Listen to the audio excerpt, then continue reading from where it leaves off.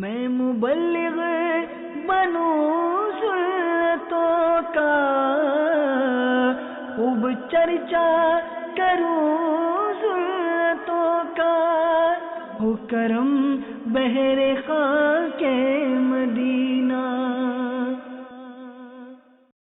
الحمدللہ رب العالمین والصلاة والسلام علی سید المرسلین، اما بعد فاعوذ باللہ من الشیطان الرجیم، بسم اللہ الرحمن الرحیم۔ الصلاة والسلام علیک یا رسول اللہ وعلی آلک واصحابک یا حبیب اللہ۔ الصلاة والسلام علیک یا نبی اللہ وعلی آلک واصحابک یا نور اللہ۔ ابو الفضل القومانی رحمۃ اللہ تعالی فرماتے ہیں کہ ایک شخص خراسان سے آیا اور اس نے بتایا کہ رسول اللہ صلی اللہ تعالی علیہ وآلہ وسلم میرے خواب میں تشریف لائے اور میں اس وقت مدینہ طیبہ کی مسجد میں تھا۔ آپ صلی اللہ تعالی علیہ وسلم نے ارشاد فرمایا، جب تم ہمدان جاؤ تو ابو الفضل کو میری طرف سے سلام پہنچانا۔ خواب دیکھنے والے کہتے ہیں کہ میں نے عرض کی، یا رسول اللہ صلی اللہ تعالی علیہ وآلہ وسلم ابو الفضل پر اتنی کرم نوازی، اتنی بندہ نوازی کیوں؟ نبی پاک اپنا سلام بھجوا رہے ہیں۔ تو ارشاد فرمایا، وہ مجھ پر ہر روز 100 مرتبہ یا اس سے زیادہ مرتبہ درود پاک پڑھتا ہے۔ ابو الفضل رحمت اللہ تعالی فرماتے ہیں، اس نے مجھ سے وہ درود پوچھا تو میں نے کہا کہ میں ہر روز 100 مرتبہ یہ درود پاک پڑھتا ہوں۔ وہ درود پاک کون سا تھا؟ اللہم صلی علی محمد وعلی آل محمد جزا اللہ محمدا صلی اللہ تعالی علیہ وآلہ وسلم عنا ما هو اہل۔ سیکھنے کو یہ ملا کہ درود پاک سبحان اللہ قرب مصطفیٰ صلی اللہ تعالی علیہ وسلم حاصل کرنے کا ایک بہت بہترین ذریعہ ہے۔ اس وقت لاک ڈاؤن کی سچویشن ہے، بہت ساری مصروفیت ختم ہو گئی ہے، مگر بدقسمتی یہ ناظرین کہ ہماری دنیاوی مصروفیت بھی ختم ہوتی ہے تو اس کے مقابلے میں ہم کوئی اخروی آخرت کے فائدے والی مصروفیت نہیں ڈھونڈتے، بلکہ بدقسمتی کے ساتھ دیکھا عموماً یہ جاتا ہے کہ گناہوں بھری مصروفیت ڈھونڈ لیتے ہیں۔ لوگوں کا سوشل میڈیا پہ ٹائم بڑھ گیا، اور پھر سوشل میڈیا پہ بھی پروڈکٹیو ٹائم نہیں، کوئی فائدے والا ٹائم نہیں، بلکہ گناہوں والا ٹائم بڑھ گیا۔ ایسا نہ کریں۔ ہم رمضان میں ابھی کچھ دنوں پہلے ہی تو موجود تھے ناظرین، اور کیسا رمضان میں لطف آ رہا تھا، کیسی رمضان کی بہاریں تھیں، کیسی رمضان کی رونقیں تھیں۔ ہمیں رمضان میں جو کچھ عبادت کا جذبہ ملا تھا وہ ہم نے کنٹینیو کرنا ہے۔ کیا پیاری بات امیر اہل سنت اپنے کلام میں اور اپنے جذبات کا اظہار گویا فرماتے ہیں، کھلے باب جنت جہنم کو تالے، پڑے ہر طرف تھے اجالے اجالے، وہ مردود شیطان قیدی بنا تھا، مزہ خوب رمضان میں آ رہا تھا، فضائیں بھی کیا نور برسا رہی تھیں، ہوائیں مسرت سے اچھلا رہی تھیں، سما ہر طرف کیف و مستی بھرا تھا، مزہ خوب رمضان میں آ رہا تھا، فضائیں منور ہوائیں معطر، خدا کی قسم تھا سما کیف آور، دلوں پر بھی ایک وجد سا چھا گیا تھا، مزہ خوب رمضان میں آ رہا تھا، مسلمان تھے خوش رخ پہ رونق بڑی تھی، خدا کے کرم کی برستی جھڑی تھی، عبادت میں دل کس قدر لگ گیا تھا، مزہ خوب رمضان میں آ رہا تھا۔ اے میرے میٹھے اسلامی بھائیوں، تلاوت کیا کرتے تھے، آپ بھی روزے رکھا کرتے تھے، روزانہ نمازیں پڑھا کرتے تھے، اب کیا ہوتا جا رہا ہے؟ ابھی تو کچھ ہی دن تو ہوئے ہیں رمضان کو گئے ہوئے، ادب سے تلاوت میں سر کو جھکاتے، نمازوں کا روزوں کا بھی ایک مزہ تھا، مزہ خوب رمضان میں آ رہا تھا، مبلغ عذابوں سے جس دم ڈراتا، کوئی کپ کپاتا، کوئی تھر تھراتا، کوئی گر گڑاتا، کوئی چیختا تھا، مزہ خوب رمضان میں آ رہا تھا۔ اے میرے میٹھے اسلامی بھائیوں، اب ماہ رمضان ضرور چلا گیا ہے، ہمارا ایمان تو ہمارے پاس ہے نا، ہم اس وقت بھی اللہ رب العالمین کے بندے تھے اور اب بھی اسی خالق اسی مالک کے بندے ہیں۔ رمضان میں بھی اسی نے رزق دیا، اس وقت بھی وہی رزق عطا فرما رہا ہے، سانسیں بھی رمضان میں اسی نے دی تھیں، اب بھی وہی دیے جا رہا ہے، مگر کہیں نافرمانیوں کا سلسلہ شروع نہ ہو جائے، کہیں غفلت کے اندر ہم ڈوبتے چلے نہ جائیں، کہیں ایسا تو نہیں کہ نمازیں قضا ہو رہی ہیں۔ میرے میٹھے اسلامی بھائیوں، آج جو بیان کا بیسک موضوع ہے وہ رمضان کے بعد والی زندگی ہے، رمضان کے بعد ہماری زندگی کیسی ہونی چاہیے. رمضان تو ہمیں پیور کرنے آیا تھا, رمضان تو ہمیں سدھارنے آیا تھا, رمضان تو ہمیں گویا شیطان سے مقابلے کی تیاری کروانے آیا تھا. تو کیا ہم وہ تیاری کر کے اس سے مقابلہ کر رہے ہیں؟ ابھی تو سٹارٹ ہوا ہے مقابلہ, ابھی تو شروع ہوئی ہے بات. ایسا تو نہیں کہ شروع میں ہی ہار گئے, شروع میں ہی شیطان نے ہمیں نمازوں سے دور کر دیا اور گناہوں کی طرف لگا دیا. رمضان ایک اور پیغام لے کر آیا تھا ناظرین. رمضان نزول قرآن کا مہینہ ہے. رمضان کو جو اسپیشلٹی ملی نا, ذرا سوچئے, ماہ رمضان وہ مہینہ کہ پورے قرآن میں اگر کسی مہینے کا ذکر ہے تو وہ رمضان کا مہینہ ہے. اور اللہ قرآن مجید فرقان حمید میں ارشاد فرماتا ہے, شہر رمضان الذی انزل فیہ القرآن, رمضان کا مہینہ جس میں قرآن اترا, ہدی للناس وبینات من الہدی والفرقان. پھر قرآن کے بارے میں فرمایا لوگوں کے لیے ہدایت اور رہنمائی اور فیصلے کی روشن باتیں. رمضان نزول قرآن کا مہینہ تھا. رمضان مجھے اور آپ کو قرآن سے قریب کر گیا, یاد دلایا اس نے کہ دیکھو یہ مہینہ نزول قرآن کا مہینہ ہے. اور اس میں ایک وہ رات بھی آئی, سبحان اللہ, نصیب والوں نے اس میں خوب عبادتیں کی ہوں گی, اللہ نے اپنی خوب رحمتیں اس میں برسائیں. اور وہ رات ایگزیکٹلی نزول قرآن کی رات تھی. لیلۃ القدر خیر من الف شہر, 1000 مہینوں سے بہتر رات تھی. اور اس رات کے بارے میں قرآن نے کیا فرمایا تھا؟ انا انزلناہ فی لیلۃ القدر وما ادراک ما لیلۃ القدر لیلۃ القدر خیر من الف شہر. پھر فرمایا تنزل الملائکۃ والروح فیہا باذن ربہم من کل امر, وہ رات جس میں قرآن نازل کیا گیا اور وہ پوچھا گیا کہ وہ رات تم نے کیا جانا کیا ہے, 1000 مہینوں سے بہتر رات تھی. مہینہ رمضان کا نزول قرآن کا, ہم نے بہت سونے تراویاں پڑھی, اس میں ختم قرآن ہوا ہوگا, کئی لوگوں نے قرآن تلاوت بھی کی. مگر کیا صرف رمضان میں ہی تلاوت کرنی ہے؟ کیا اپنی دوستی صرف قرآن سے رمضان ہی میں رکھنی ہے؟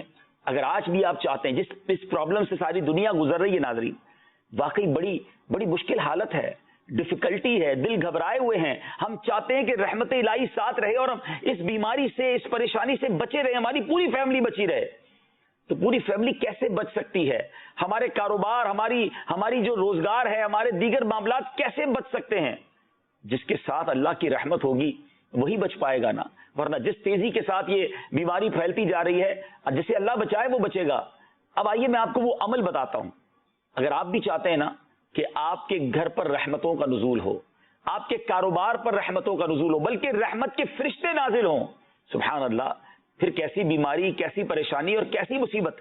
ذرا واقعہ سنیے گا, اور یہ صحابی رسول رضی اللہ تعالیٰ عنہ کا واقعہ ہے. حضرت ابو سعید خدری رضی اللہ تعالیٰ عنہ فرماتے ہیں کہ حضرت اسید بن حضیر رضی اللہ تعالیٰ عنہ ایک رات اپنے استبل میں گھوڑے باندھنے کی جگہ تلاوت قرآن مجید کر رہے تھے, اور ان کا گھوڑا اچانک اچھلنے لگا.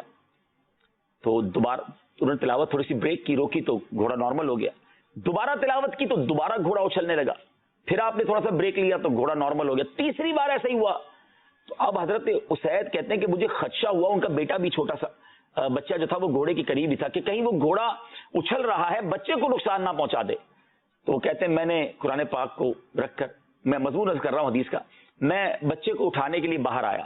اب اچانک آسمان کی طرف نظر پڑی تو آسمان میں ایسا فیل ہوا جیسے بہت بڑی چھتری ہے اور اس میں چراغ روشن ہیں, چھوٹے بہت سارے کمکم ہیں. بڑا عجیب سا منظر تھا.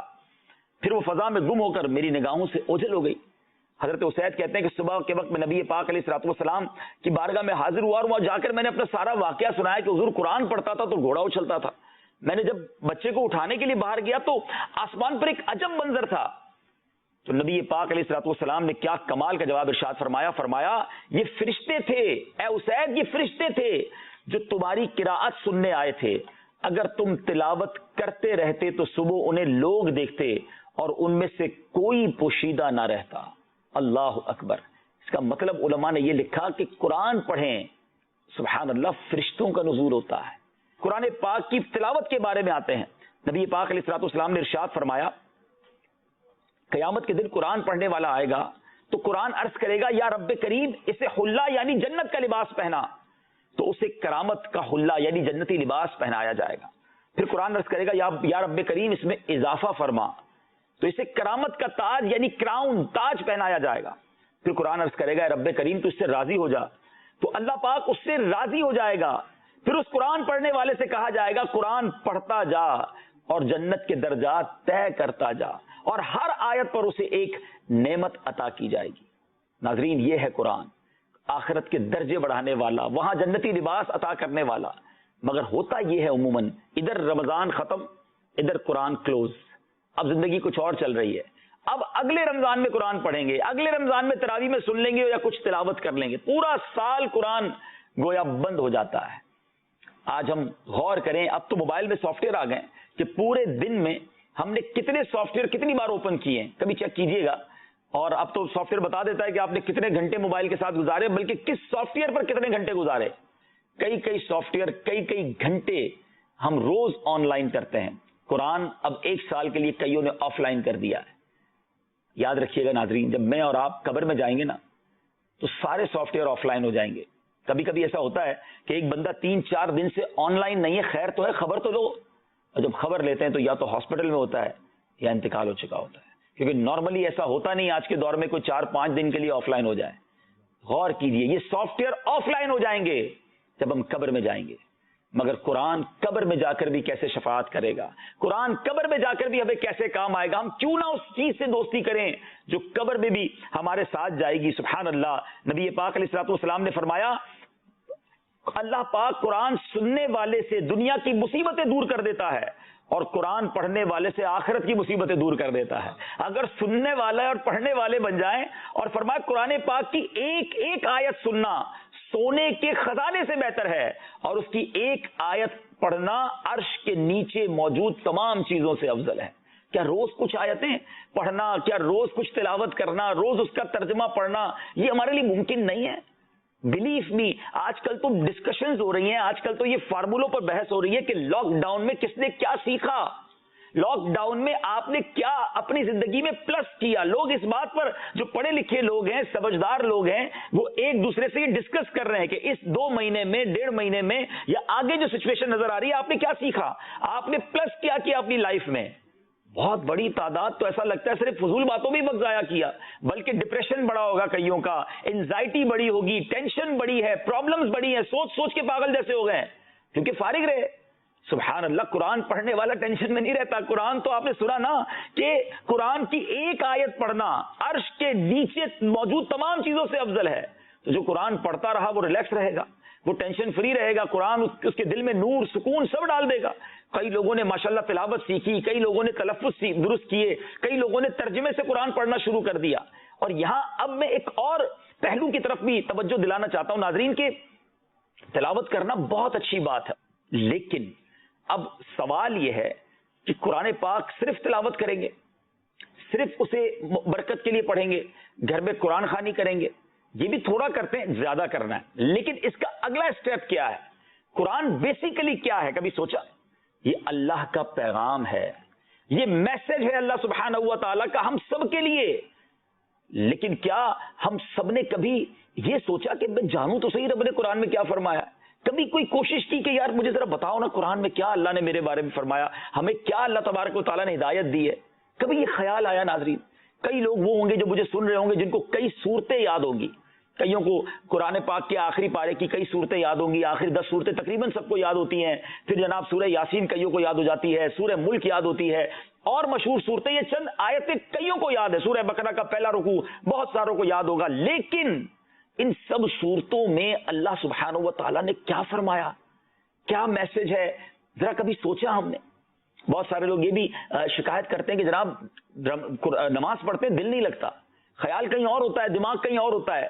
کبھی سوچا آپ نے کہ کیوں دماغ ادھر ادھر جاتا ہے؟ کیونکہ جو امام صاحب تلاوت کر رہے ہیں وہ ہمیں پتہ ہی نہیں کیا کر رہے. سورہ فاتحہ میں کیا فرمایا، پھر اس کے بعد امام صاحب نے اس کے بعد کون سی سورت تلاوت کی، اس میں کیا میسج تھا؟ نوبڈی نوز. اور کسی کو فکر بھی نہیں ہے کہ یار کبھی تو جانوں کہ اللہ نے فرمایا کیا ہے. قرآن صرف اس لیے ہے کہ یار جناب جلدی سے قرآن خوانی کرا دو، نئی دکان لی ہے، نیا گھر لیا ہے، وہاں قرآن خوانی ہوگی تو برکت ہو جائے گی. پھر ایک اچھا سا قرآن پاک کا نسخہ لیں گے، اس کو خوبصورت جلدان میں لپیٹیں گے، آنکھوں سے لگائیں گے، سر پہ لگائیں گے، دکان میں رکھ دیں گے، برکت ہوتی رہے گی. کیا صرف قرآن اسی لیے ہے؟ قرآن سمجھے گے نہیں. ذرا غور کریں، جو کاروباری لوگ مجھے سن رہے ہیں، چاہے وہ پاکستان میں یا باہر مجھے سن رہے ہیں، اگر آپ کی فیکٹری پر، آپ کی دکان پر کوئی لفافہ آ جائے، بلکہ گھر پر بھی کوئی انویلپ آ جائے اور اس میں ایک لیٹر ہو انگریزی زبان میں، اور تھوڑا سا میں آگے چلتا ہوں، اگر آپ فرانس میں ہیں تو فرینچ زبان میں آ جائے، آپ جرمنی میں ہیں تو جرمن لینگویج میں آ جائے، تو آپ کیا کرتے ہیں؟ اس کو اٹھا کے ڈسٹ بن میں ڈال دیتے ہیں کہ میں تو پڑھنا نہیں جانتا، پتہ نہیں کیا ہے۔ آپ اس کے لیے فکر مند ہوتے ہیں۔ میں جانتا ہوں ایسے لوگوں کو جو پڑھنا نہیں جانتے تو وہ اس خط کی تصویر کھینچتے ہیں، اس لیٹر کی کسی دوست کو بھیجتے ہیں کہ یار ذرا بتاؤ یہ لیٹر میں کیا لکھا ہے، گھر پہ ایک لیٹر آیا ہے، آفس میں ایک نوٹس ہے، تحفہ ہے، انعام ہے یا کوئی وارنٹ ہے کیا بتاؤ تو صحیح، کہیں رہ نہ جائے، مس نہ ہو جائے وہ لیٹر جس کے بارے میں آپ کو پتا نہیں ہے کیا ہے، مگر تجسس ہے کہ گھر تک آ گیا لیٹر، یہ میری دکان تک آ گیا، میں جانوں تو صحیح، میری زبان میں نہیں ہے مگر میں نے جانا۔ کوئی ایک لیٹر ہم مس نہیں کرتے، ایسا ہے کہ نہیں؟ اور کاروباری آدمی زیادہ کانشیس ہوتا ہے، لیکن آج یہ بہانہ کرتے ہیں کہ جناب قرآن عربی زبان میں کیسے پڑھوں، حالانکہ معلوم ہے اس میں ہے کیا، اللہ کا پیغام ہے، میں مسلمان ہوں، میرا ایمان ہے قرآن پر، میرے آقا علیہ الصلوۃ والسلام کا یہ سب سے بڑا معجزہ ہے، مگر نہ رمضان میں کوشش کی سمجھنے کی بہت سے لوگوں نے، اور رمضان کے بعد تو بالکل اسے لگتا ہے کہ کئی لوگوں نے کلوز کر دیا۔ ناظرین، اگر واقعی ہم نے اپنی زندگی میں کوئی بہت بڑا بدلاؤ لانا ہے نا، کوئی نیا چینج لانا ہے، تو یہ سوچ لیجئے کہ اگر قرآن پوری زندگی میں ایک بار ایٹ لیسٹ میں ترجمے اور تفسیر سے تو پڑھ لوں کہ ہے کیا، پیغام کیا ہے، اللہ نے مجھ سے فرمایا کیا ہے، مجھے یہ تو تسلی ہو کہ قبر میں جانے سے پہلے میں نے قرآن پورا ترجمے اور تفسیر سے پڑھ لیا، مجھے معلوم ہو جائے قرآن میں کیا ہے، میں عمل کروں، میں بات کی بات ہے۔ اور یقین کریں جو قرآن پڑھتا ہے، دل و جان سے پڑھتا ہے، قرآن اس کے دل میں نور بھی ڈال دیتا ہے اور کئی مقامات پر وہ عمل کرنے لگ جاتا ہے۔ میں آپ بلیو کریں ناظرین، اس کو پریکٹس کر کے دیکھیے گا۔ میں آپ کو ایک مشورہ دیتا ہوں، اسٹارٹ کیسے لیں آپ؟ قرآن پاک کی ان صورتوں کا ترجمہ اور تفسیر پہلے پڑھ لیں جو نارملی امام صاحب تلاوت میں پڑھتے ہیں، یعنی آخری پارہ پورا پڑھ لیں آپ، سورہ یاسین آپ پڑھتے رہتے ہیں تو اگر اس کا ترجمہ تفسیر پڑھ لیں، سورہ ملک پڑھ لیں، آپ یقین کریں پھر ہوگا کیا، اگر آپ نے صحیح پڑھا ہوا ہوگا اور 2-3 بار پڑھا ہوا ہوگا نا، تو کبھی کبھی ایسا ہوگا کہ امام صاحب جب تلاوت کریں گے نا تو آپ کا جی چاہے گا وہ رکوع میں نہ جائیں، وہ اور بات کریں، وہ اللہ کی اور باتیں ہمیں سنائیں، وہ اور قرآن کے بارے میں، کیونکہ اب آپ کو اندازہ ہو رہا ہوگا کیا بات ہو رہی ہے، کس موضوع پر بات ہو رہی ہے، کئی مواقع پر آپ کے آنسو بہیں گے۔ میں آج انشاءاللہ اپنے بیان میں آپ کو ایک یا دو قرآن پاک کی مختصر صورتیں تلاوت کر کے اور ان کا ترجمہ اور اس میں میسج کیا ہے بتاؤں گا۔ یہ صرف ایک ہائی لائٹ ہے کہ ایک چھوٹی سی قرآن پاک کی بظاہر صورت ہمارے لیے کتنا بڑا پیغام رکھتی ہے، کتنا خوبصورت انداز میں ہمیں سمجھاتی ہے۔ یہ ایک صورت ہی زندگی گزارنے کے لیے کافی ہے، مگر ہم قرآن پاک اول تو پڑھتے نہیں، پڑھتے ہیں تو سمجھتے نہیں، اور پھر یہ ایکسکیوز چلے گا۔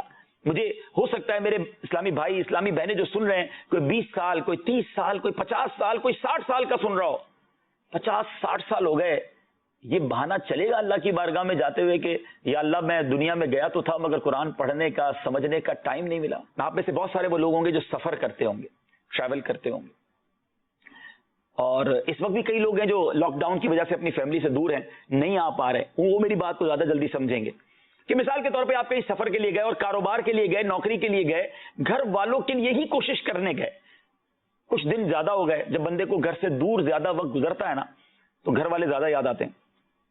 اب اس نے گھر والوں کو میسج کیا، پہلے تو خط لکھتے تھے، اب واٹس ایپ کا زمانہ ہے، اور اب اس نے وائس میسج کیا جس میں اس نے بچوں سے بھی بات کی، بچوں کی والدہ سے بھی بات کی، اگر بھائی بہن تھے تو ان کے لیے بھی میسج کیا، اپنی والدین کے لیے بھی کیا، بڑا پیارا 7-8 منٹ کا، بندہ گھر سے دور تھا، زیادہ یاد آ رہی تھی فیملی کی، بڑا اچھا سا میسج بنایا اور وہ میسج کر دیا۔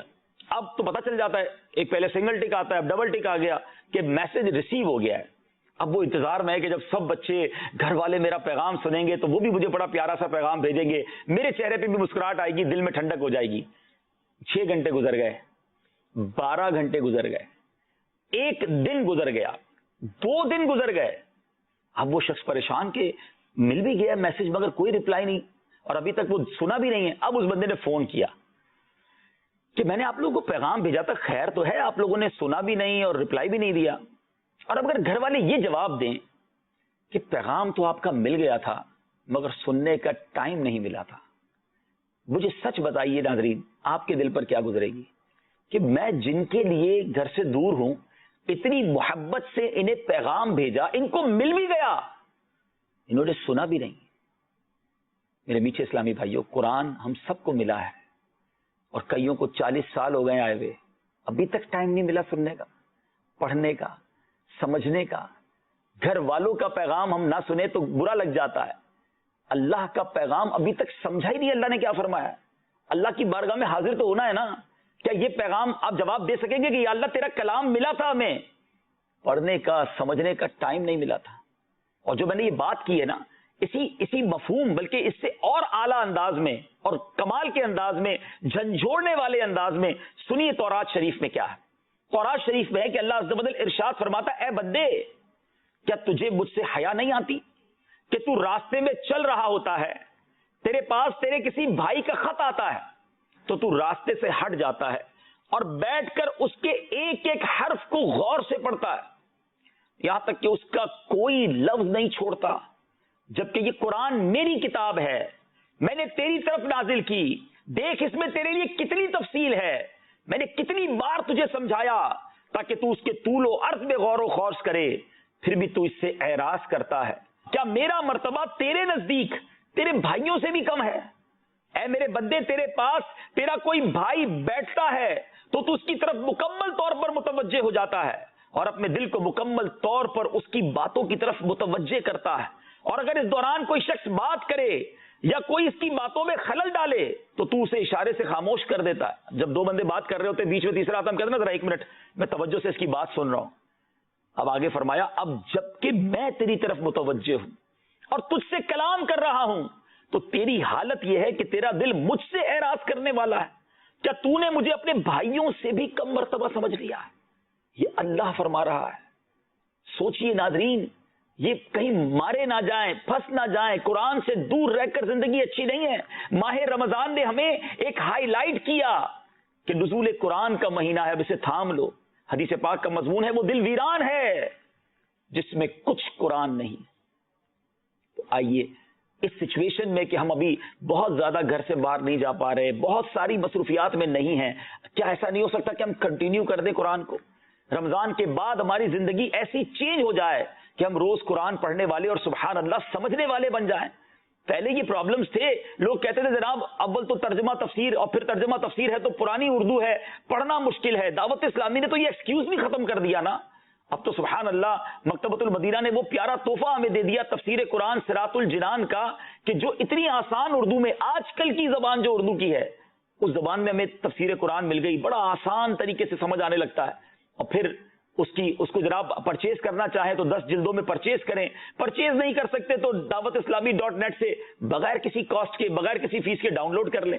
یعنی دعوت اسلامی کا کمال تو دیکھیں کہ ایوری ڈور اسٹیپ تک ہر وہ کام کرنے کی کوشش ہو رہی ہے کسی طرح لوگوں کے دروازوں تک, لوگوں کی رسائی تک قرآن پاک اور اس کی تعلیمات پہنچ جائیں. پہلے مدرسے بنائے جس میں لاکھوں لاکھ بچوں کو بغیر فیس کے قرآن پاک پڑھایا. کیا آپ اس بار آپ نے رمضان میں تراویاں پڑھی, سنی, بلکہ زیادہ جگہوں پر تراویح ہوئی نا, لاک ڈاؤن سچویشن کی وجہ سے گھروں میں تراویاں ہوئیں, بلڈنگوں میں ہوئیں, مکانوں میں ہوئیں, جہاں جہاں مسجدوں میں ممکن تھی وہاں ہوئیں. کیسے ہوئی؟ یہ حافظ کہاں سے آئے؟ دعوت اسلامی نے الحمدللہ اب تک 90,000 کے قریب حافظ قرآن بنا دیے. یہ کمال نہیں ہے؟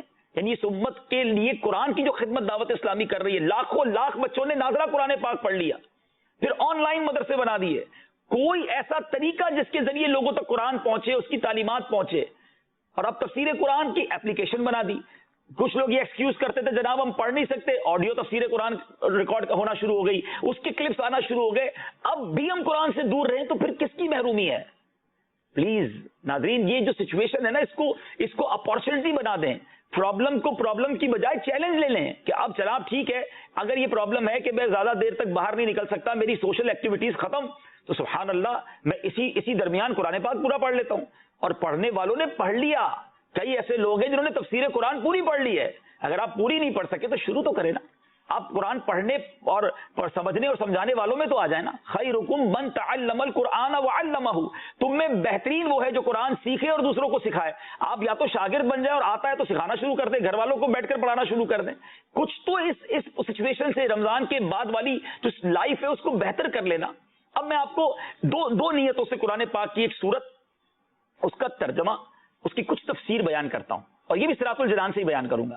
اور یہ اس نیت کے ساتھ, تو ایک تو اس صورت میں جو میسج ہے بیسیکلی وہ بھی ہمارے ٹاپک سے بڑا ریلیونٹ ہے کہ ہمیں اپنی لائف گزارنی کیسے, قرآن کس طرح ہمیں سمجھاتا ہے. اور دوسرا اس کا مقصد یہ ہے کہ ایک صورت میں اتنا کچھ ہے تو پورے قرآن میں کیا کچھ ہوگا, کیسے کیسے خزانے ہیں, کیسے کیسے انداز میں اللہ تبارک و تعالیٰ نے مجھ سے کلام کیا ہے. ایک قرآن کی اہمیت کو سمجھ لے کے مولا علی کرم اللہ تعالی وجہ الکریم کا ایک قول کمال کا قول ہے. آپ فرماتے جب میرا جی چاہتا ہے میں اللہ سے بات کروں میں دعا کرنے لگ جاتا ہوں, اور جب جی چاہتا ہے رب مجھ سے کلام کرے میں قرآن پڑھنے لگ جاتا ہوں. اب جب آپ چاہتے ہیں کہ رب کا کلام مجھ سے ہو تو تلاوت کرے نا, یہ کلام اللہ ہے. اب ذرا قرآن پاک کی سورت 30ویں پارے کی, اور یہ سورت جس میں اونلی 8 آیات ہے, ناظرین اونلی 8 آیتیں, تلاوت کریں تو 1.5 منٹ میں اس کی تلاوت ہو جاتی ہے. ود ان 1 to 1.5 منٹ یہ پوری سورت تلاوت ہو جاتی ہے. اور کئی بار یہ سورت آپ نے سنی ہوگی, کئی بار امام صاحب نے پڑھی ہوگی, مگر 1.5 منٹ میں گزر گئی ہوگی, پتہ ہی نہیں چلا کیا فرمایا, کیا پیغام ہے, کیا میسج ہے. اچھا پہلے تو سورت کی فضیلت تاکہ اندازہ ہو. سورت کون سی ہے؟ سورہ زلزال. ٹھیک ہے, 1 رکوع ہے, 8 آیتیں ہیں, اور یہ ایک قول یہ ہے کہ یہ سورت مکیہ ہے اور ایک قول یہ ہے کہ مدنیہ ہے. اس کی فضیلت کتنی ہے؟ 8 آیتوں والی سورت ہے, اور اللہ کے حبیب علیہ الصلوۃ والسلام فرماتے ہیں سورہ اذا زلزلت آدھے قرآن کے برابر ہے. 2 بار پڑھ لیں تو پورے قرآن کا ثواب مل جاتا ہے. اللہ اکبر, کتنی فضول باتیں. یعنی 3 منٹ کے اندر اگر کسی کو پورے قرآن کا ثواب کمانا ہے اس 2 بار سورہ زلزال پڑھ لے. آگے فرمایا سورہ قل هو اللہ احد 1/3 قرآن کے برابر ہے. سورہ اخلاص 3 بار پڑھ لیں تو پورے قرآن کا ثواب پھر مل سکتا ہے. اور سورہ قل یا ایھا الکافرون یہ 1/4 قرآن کے برابر ہے, یعنی 1/4 آف قرآن. اتنی مبارک سورت ہے کہ آدھے قرآن کے برابر اسے کہا گیا. اب ذرا اس سورت کی کچھ آیتوں کی تلاوت. بسم اللہ الرحمن الرحیم, اللہ کے نام سے شروع جو نہایت مہربان رحمت والا ہے. اذا زلزلت الارض زلزالها, اللہ نے قرآن میں فرمایا جب زمین تھر تھرا دی جائے گی جیسے اس کا تھر تھرانا طے ہے. اب اس کے بارے میں تفسیر میں کیا لکھا کہ جب زمین اپنے زلزلے کے ساتھ تھر تھرا دی جائے گی اور زمین پر کوئی درخت, کوئی عمارت اور کوئی پہاڑ باقی نہ رہے گا. یہ ایسا زلزلہ ہوگا ناظرین کہ زمین پر کچھ باقی نہ رہے گا, حتیٰ کہ زلزلے کی شدت سے ہر چیز ٹوٹ پھوٹ جائے گی. زمین کا یہ تھر تھرانا اسی وقت ہوگا جب قیامت نزدیک ہوگی یا قیامت کے دن وہ تھر تھرائے گی. قیامت کا زلزلہ آپ جانتے کس طرح ہولناک ہے. آج کل لوگ ڈسکس کرتے ہیں کہ ورلڈ جو سب سے زیادہ خطرناک ڈینجرس ارتھ کویک تھا وہ کون سا تھا, 7.8 7.9 نہیں جناب, 8 کی شدت. یہ کچھ بھی نہیں ہے. ایک ایسا زلزلہ آنا ہے جس کے بارے میں پہلے سے پریڈکشن پہلے سے بتایا گیا ہے. جس دن تم اسے دیکھو گے, زلزلے کو دیکھو گے تو ہوگا کیا, یہ حالت ہوگی کہ ہر دودھ پلانے والی اپنے دودھ پیتے بچے کو بھول جائے گی, اور ہر حمل والی اپنا حمل ڈال دے گی, اور تو لوگوں کو دیکھے گا جیسے نشے میں ہیں, حالانکہ وہ نشے میں نہیں ہوں گے. لیکن یہ ہے کہ اللہ کا عذاب بڑا شدید ہے. آگے اللہ نے قرآن میں فرمایا, اب سورہ زلزال کی اگلی آیت, وَأَخْرَجَتِ الْأَرْضُ أَثْقَالَهَا وَقَالَ الْإِنسَانُ مَا لَهَا, اللہ نے فرمایا اور زمین اپنے بوجھ باہر پھینک دے گی, اور آدمی